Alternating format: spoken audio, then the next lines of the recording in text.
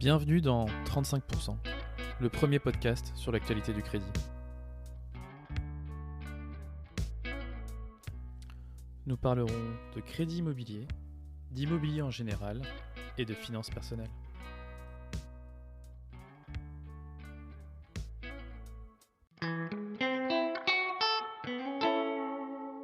Bonjour Yacine, bonjour à tous. Pour cette nouvelle année, je vous ai préparé 4 news. On attaque de suite. La mensualisation du taux d'usure, c'est fini.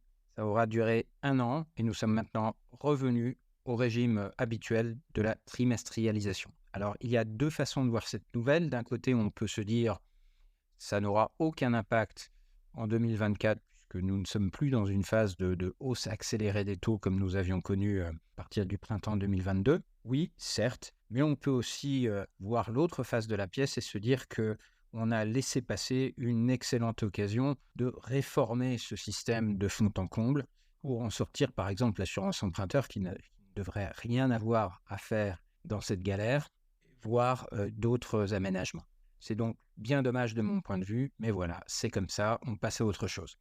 Deuxième info concerne la baisse très marquée des taux de l'emprunt d'État français à 10 ans depuis la fin octobre. On est passé de taux d'environ 3,50 à 2,60 ces derniers jours, ce qui est donc vraiment une baisse très forte. Alors pourquoi les taux des emprunts d'État nous intéressent autant ? Eh bien parce qu'ils déterminent indirectement le coût auquel les banques elles-mêmes peuvent emprunter sur les marchés financiers pour ensuite faire du crédit immobilier. Par conséquent, on peut s'attendre, si les taux de marché en restent là, à voir à horizon de quelques semaines des taux de crédit autour de 3,60. On sera loin d'avoir refait en sens inverse tout le chemin qu'on avait fait à la hausse, évidemment, mais malgré tout, ça pourrait être une bouffée d'oxygène bienvenue pour le marché immobilier en ce début d'année 2024. Et puisqu'on parle d'immobilier, nous avons maintenant les chiffres de l'INSEE et des notaires de France sur l'évolution des prix au troisième trimestre 2023. Et ces chiffres nous montrent tout simplement une poursuite de la tendance observée depuis le début de l'année, c'est-à-dire une baisse très modeste, très lente, puisque nous sommes maintenant à moins 2,1% de baisse des prix sur un an qui correspondait également au point haut.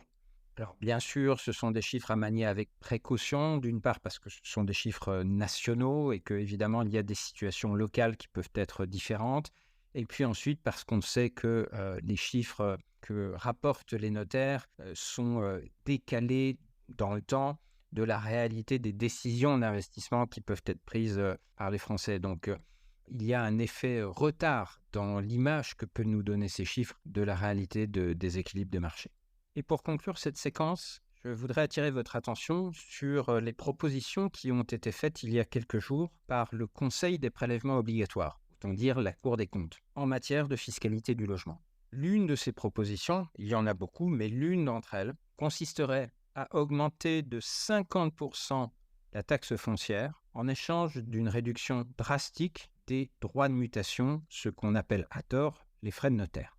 Alors, il y a un premier degré de lecture possible qui consiste à dire « magnifique, on va ainsi réduire les coûts de frottement liés aux transactions immobilières et ça va améliorer la fluidité du système et encourager la mobilité des Français. » Mais si l'on met sa casquette de contribuable et qu'on prend une calculette, on s'aperçoit qu'il y a anguille sous roche, puisqu'en effet, ce que cette réforme nous propose revient à fixer les droits de mutation au niveau historiquement le plus élevé, puisqu'on prend comme année de référence les transactions records de l'année 2022, et on évite ainsi qu'elles baissent comme elles auraient dû naturellement le faire avec la baisse des transactions. Voilà, comme quoi en France, on a beau être champion du monde de la fiscalité immobilière, ça n'empêche pas de continuer d'essayer de s'améliorer par tous les moyens. Voilà, merci, je vous souhaite une très bonne année et un bon business à tous. Merci Olivier pour cette superbe chronique. Chronique auquel j'ajoute, puisque Olivier est trop poli pour faire son autopromo pendant sa chronique, l'ouverture d'un serveur Discord qui a ouvert aujourd'hui et qu'il a monté avec 3 compères à lui, les Blancs-Becs, comme il les appelle. Donc il y a Arnaud Cheminant, Lucas Ullmann et Jérémy Bannon qu'on en profite pour saluer. Alors, pour ceux qui ne connaissent pas Discord, c'est vraiment l'outil de messagerie phare. Et bah tiens, ma femme a décidé de lancer un café. Et bah c'est parfait ça pendant un enregistrement. Et ben on va la garder, tiens, celle-là, parce que voilà, comme ça sera, ça sera écrit et ça sera gravé dans les mémoires. Qu'est-ce qu'il en dit, Olivier? Alors non, qu'est-ce que c'est déjà Discord? C'est l'outil phare de messagerie dans le gaming. Hein. C'est un espèce de forum 3.0 sur lequel il est très très facile de communiquer puisqu'il y a des catégories et des sous-catégories, ce qui permet de bien structurer les messages.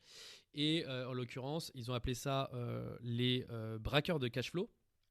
Donc j'imagine, alors je me suis déjà inscrit, hein, et évidemment je vous mettrai le lien du serveur Discord dans les notes de ce podcast. Mais j'imagine qu'on va parler immobilier, et la cible, selon les propres mots d'Olivier sur LinkedIn, c'est les petits poussins qui envisagent un premier investissement, les investisseurs en devenir qui veulent franchir un cap, et les professionnels aguerris qui aiment partager.